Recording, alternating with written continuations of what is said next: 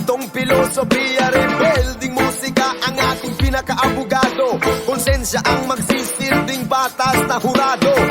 Hindi ko to dapat ipag walang kibo. Sa ganitong paraan hindi ako magdadalawang isip. Naisiwalat kung sino ang tunay na mga kriminal. At sobrang nangalang isip, wala nang ginawa kundi pagkat sila ng kasakiman. Gustong suluhin ang lahat ng yaman ng mahal kong Pilipinas. Sa kamay ng mga nakayuniformeng mandurugan.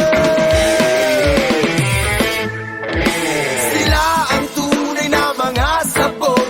Sila ang tunay na mga bangag. Sila ang tunay na mga paneng.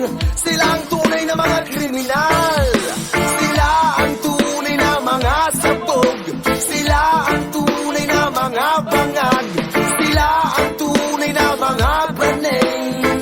Sila ang tunay na mga kriminal.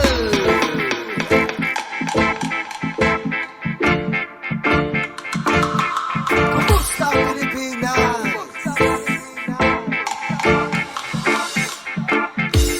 Alan Joseph Pasugala naman, hinayupak, bakit legal ang mga yan?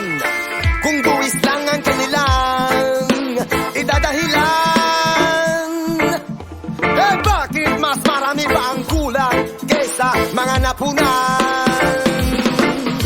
Pampublikong paaralan, Kulang-kulang! pampublikong paggamutan, Kulang-kulang! pampublikong lansangan, Kulang-kulang! panirektong kulang-kulang na dahil sa kanila yun.